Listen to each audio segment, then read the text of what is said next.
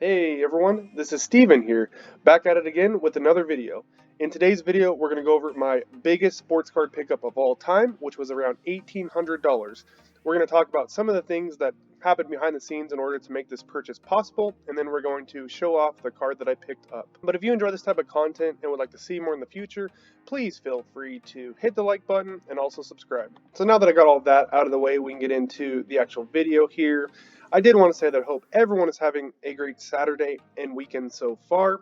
In today's video, we're going to talk about my most recent sports card pickup, which happens to be my biggest sports card pickup of all time, which was around $1,800, which is quite a lot of money. So I just wanted to talk about how I sold some of the cards in my collection in order to help with this purchase. And then at the end of the video, I'm going to actually show the pickup that I had. Now, as a lot of you guys and gals might already know, I've been trying to save up for a 1954 Topps Hank Aaron rookie card. So I've been selling off some of the cards in my collection in order to help with that purchase. However, over the past couple of months or so, the prices on that card have just skyrocketed and they continue to just go up and up and up. And now for the condition and the grade that I'm looking for, it almost seems like it's out of reach at current times. There could be a better time down the line where potentially that card could be cheaper. So as of right now, I took those funds and actually picked up this card that I'm going to show at the end of the video. But I'm going to go over some of the cards that I ended up selling in order to help with this other purchase that I ended up making. So I'm going to start off here with going over a list of some of the cards I sold, and then I'm going to go over the card that I actually picked up. So leading it off here, I did end up selling this 2018 Donruss Optic, and this is a blue Prism rookie card of Juan Soto, which is numbered out of 149 in a CSG 9. Now, a lot of the cards on the list today are cards that I picked up back in 2018 prior to the sports card boom.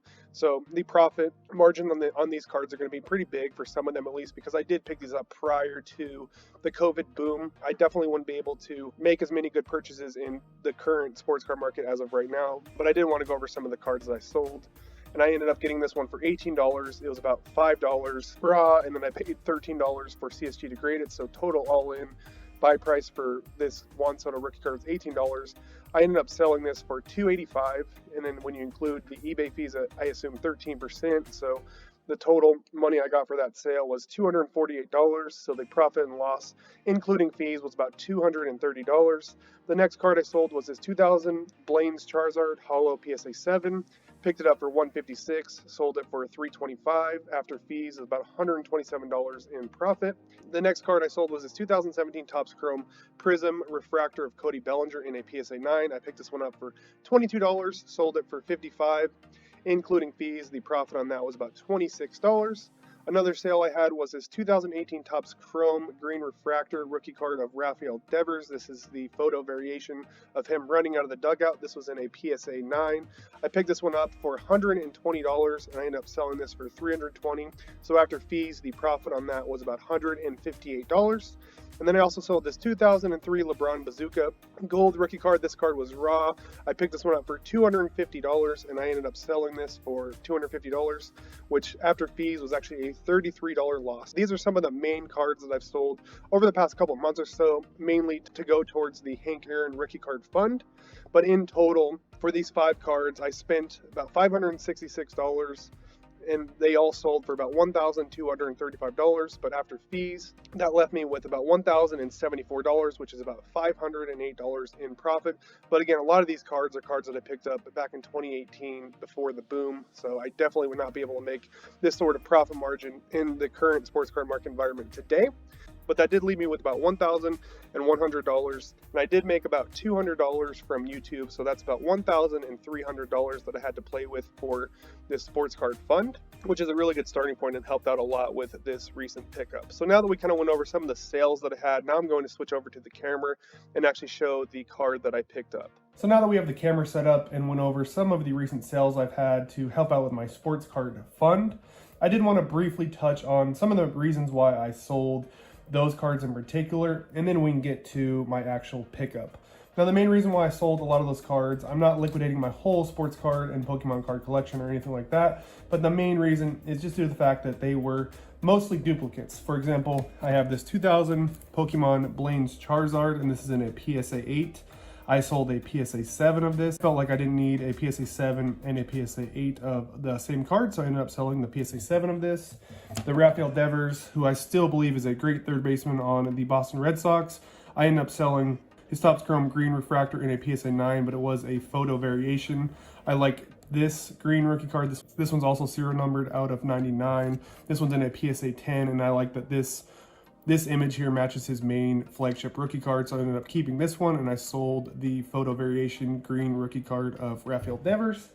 As far as Juan Soto, I did sell his optic rookie card. That one was numbered out of 149, but I still have this sky blue rated rookie here. This one's numbered out of 50, so I ended up keeping this Juan Soto rookie card here, which has the lower serial number. And I sold the 2003 LeBron James Bazooka rookie card raw, but I ended up picking up this 2003 Topps Chrome rookie card of LeBron, so I just felt like I didn't need two LeBron James rookie cards, and I'd rather have this one in my collection, so I ended up keeping this one and selling the Topps Bazooka.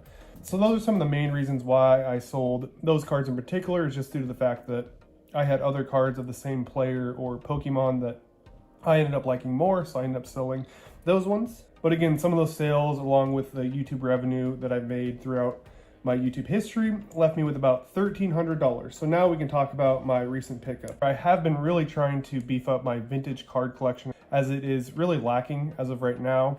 However, vintage card prices seem to be holding steady, if not increasing, over the past year or so, where we have a lot of the modern and ultra modern sports cards are really taking a beating. A lot of these vintage cards are holding up much better, which makes it harder to find good deals on those cards. But I was able to pick up this card for what I thought was a pretty good deal. It was about $1,800, had about $1,300 in my sports card fund, so out of pocket it was about $500. And the seller that I picked this card up from was really awesome. The day that I purchased this card, he was actually out of town on a 2-week vacation, so he actually offered a refund, and I said, no, it's fine, don't worry about it. Whenever the card gets in, it gets in, because I really like the card. So he ended up adding a couple extras because he was out of town for 2 weeks, so the card wasn't able to ship out for a while, which was totally fine with me. But I'll go over some of the extras he sent. The first one is this 2020 Topps Kyle Lewis rookie card in a PSA 9. I think he saw that I was from Seattle on eBay, so he did add a couple of Mariners cards. The first one was that 2020 Kyle Lewis rookie card in a PSA 9. And then the next thing he added was this 1995 Alex Rodriguez rookie card here in a PSA 9. It's a pretty cool card. And then he added this 1991 Donruss. I think this is 1991 at least. 1991 Donruss wax pack here. Pretty cool there. And then he added this pack here of cards. Looks like a random assortment of cards that we can quickly go through. So Orlando Cepeda, and that one looks like it's signed there. Then we have Raleigh Fingers, another legend there.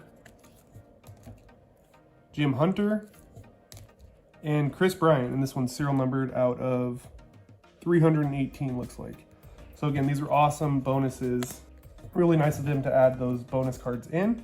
And now we can get to my biggest sports card pickup of all time, and I'm gonna show it off here. And this is the 1954 Topps Ernie Banks, and this is his rookie card in a PSA 6. It does have MC as a qualifier, which is for miscut, which means that the manufacturer miscut the card in the factory. As a lot of these cards, especially 1954 Topps with Ernie Banks, they're miscut up here at the top. However, I really just like the eye appeal of this card. It has really sharp corners in the front, good coloring. The back actually looks really nice. No creases.